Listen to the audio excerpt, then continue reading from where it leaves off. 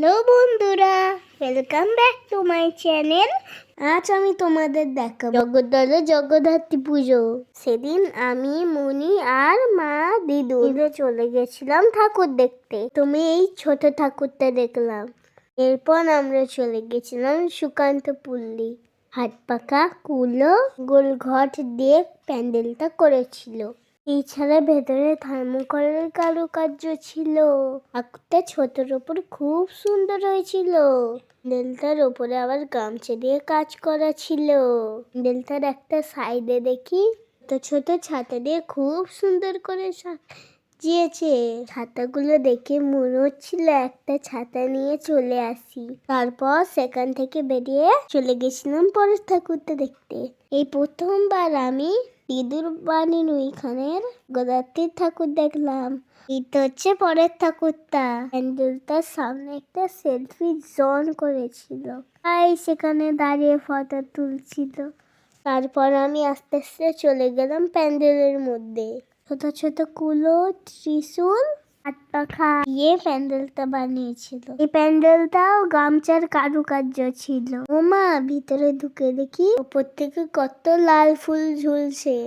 Thermocol দিয়ে আবার পাতাও বানানো ছিল। আমরা বেশিক্ষণ আর প্যান্ডেলে দাঁড়াইনি, চলে গেছিলাম পরের ঠাকুর দেখতে। পরের ঠাকুরটা ছিল সন্ধ্যা পাড়ার মাঠে। এখানে চন্দ্রযানের আদলে প্যান্ডেলটা করেছিল। চন্দ্রযানটা উঠছিল নামছিল। ঠাকুরটা দেখার জন্য অনেক লাইন পড়েছিল।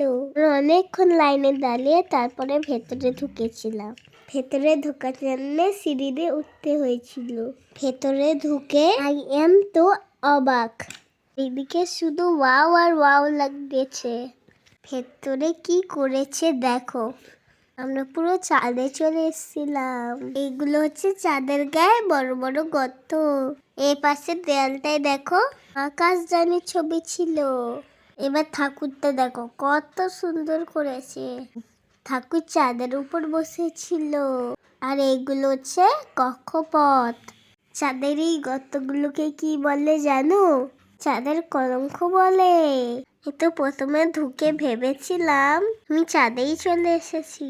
পাশের দেয়ালে একটা এলিয়েনের ছবি ছিল।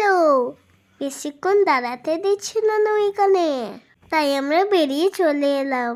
এই যে এইটা দেখছো, তা মায়ের আর মনি স্কুল ছিল। মা আর মনি ছোটবেলায় এখানে পড়াশোনা করেছে। মনি ঘুরে ঘুরে দেখছিল স্কুলটাকে। বাচ্চাদের এই চাপার জন্য কারগুলোও ছিল। এই গাড়িতে আমি না চেপে চলে গেছিলাম মিকি মাউস চাপতে। মিকি মাউস চাপতে খুব ভাল লাগে। তোমরা জানো মিকি মাউসে কিভাবে চড়তে হয়? একদিক দিয়ে উঠতে হয়, একদিক দিয়ে নামতে হয়। তাও জাম্প করতে করতে নামতে হয়, এমনি নামলে হয় না। আমার সাথে আরো অনেকে মিকি মাউস চাপছিল। মিকি মাউস চাপতে চাপতে আমার খুব খিদে পেয়ে গেছিল।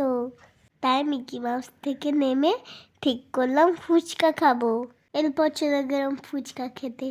আজ এই পর্যন্তই থাক। এই পরে কি কি ঠাকুর দেখলাম সেটা পার্ট 2 এ দেখাবো। ততক্ষণ আমার চ্যানেলটিকে লাইক, শেয়ার আর সাবস্ক্রাইব করে দেবেন।